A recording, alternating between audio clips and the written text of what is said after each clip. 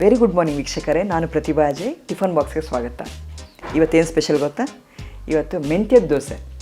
ಅರೆ ಮೆಂತ್ಯದಿಂದ ದೋಸೆನೇ ಮಾಡ್ಬೋದಾ ಅಥವಾ ಮೆಂತ್ಯದಿಂದ ದೋಸೆ ಚೆನ್ನಾಗಿರುತ್ತಾ? ಇದೆಲ್ಲ ಕನ್ಫ್ಯೂಷನ್ ಬರ್ಬೋದಲ್ವಾ? ನೋ, ಮೆಂತ್ಯದಿಂದ ತುಂಬ ಚೆನ್ನಾಗಿದೆ ಒಂದು ಸ್ವೀಟ್ ದೋಸೆ ಮಾಡ್ತಾಯಿದ್ದೀನಿ. ಇದಕ್ಕೆ ಬೇಕಾಗಿರೋ ಸಾಮಗ್ರಿ ಹೇಳ್ತೀನಿ. ಅಕ್ಕಿ 1 ಕಪ್, ಅರ್ಧ ಕಪ್ ಮೆಂತ್ಯ, ಅರಿಶಿನ, ತುಪ್ಪ, ಉಪ್ಪು, ಬೆಲ್ಲ. ಇದು ರಾತ್ರಿ 4-5 ಅವರ್ಸ್ ನೆನೆಸ್ಬೇಕು, ಅಕ್ಕಿ ಮತ್ತು ಮೆಂತ್ಯ ಸ್ವಲ್ಪ ನೆನೆಯೋದು ಸ್ವಲ್ಪ ಲೇಟ್ ಆಗುತ್ತೆ. ಅದರಿಂದ ಒಂದು ಬೆಳಗ್ಗೆ ಬೇಗ ನೆನೆಸ್ಬಿಟ್ರೆ ಸಾಯಂಕಾಲ ಅದನ್ನು ನುಣ್ಣಗೆ ರುಬ್ಬಿಡಬೇಕು.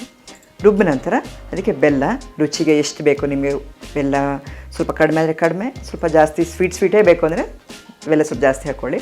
ಅರಿಶಿನ, ಉಪ್ಪು ಇದಿಷ್ಟು ಹಾಕಿ ಕಲಸಿಟ್ಬಿಡ್ಬೇಕು ರಾತ್ರಿ. ಅದ ನಂತರ ಬೆಳಗ್ಗೆ ಈ ಥರ ಹಿಟ್ಟು ಉಬ್ಬಿ ಬರುತ್ತೆ. ಇವಾಗ ಗ್ಯಾಸ್ ಚಾಲು ಮಾಡೋಣ.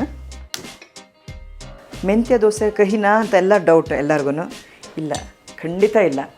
ಇದು ತುಂಬಾ ಆರೋಗ್ಯಕ್ಕೂ ಒಳ್ಳೆಯದು. ಮತ್ತು ಮೆಂತ್ಯ ನೆನೆಸಿದ ತಕ್ಷಣ ಅದ್ರದ್ದು ಕಹಿ ಎಲ್ಲ ಹೊಟ್ಟೋಗ್ಬಿಡುತ್ತೆ.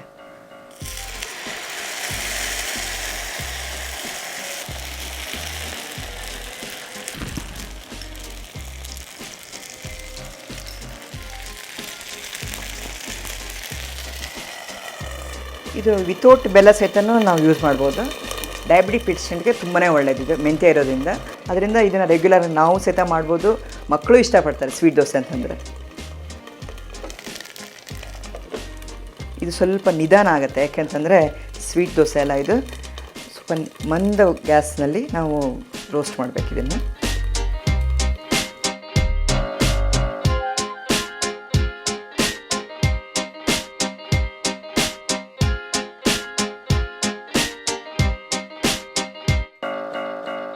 ನೋಡಿದ್ರಲ್ಲ ವೀಕ್ಷಕರೇ, ಹೆಲ್ದಿ ಮೆಂತ್ಯ ದೋಸೆ ರೆಡಿಯಾಗಿದೆ.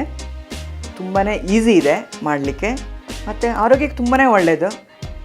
ಆರೋಗ್ಯಕ್ಕೆ ಒಳ್ಳೆಯದು, ಈಸಿ ಏನಾಗಿದೆ, ಟೇಸ್ಟ್ ಇದೆ ಅಂತಂದರೆ ನೀವು ಖಂಡಿತ ಮಾಡ್ಬೋದಲ್ಲ ಮನೆಯಲ್ಲಿ. ಅಂದರೆ ಒಂದು ದಿವಸ ಮುಂಚೆ ನಾವು ಪ್ಲ್ಯಾನ್ ಮಾಡಬೇಕು. ಇದನ್ನು ಮಾಡಬೇಕು ಅಂತಂದರೆ ಒಂದು ದಿವಸ ಮುಂಚೆ ಅದನ್ನು ನೆನೆಸ್ಬಿಟ್ರೆ ಮಾರನೇ ದಿವಸ ಒಳ್ಳೆ ಗರಿಗರಿ ಹೆಲ್ತಿಯಾಗಿರೋ ಫುಡ್ಡು ರೆಡಿಯಾಗಿರುತ್ತೆ.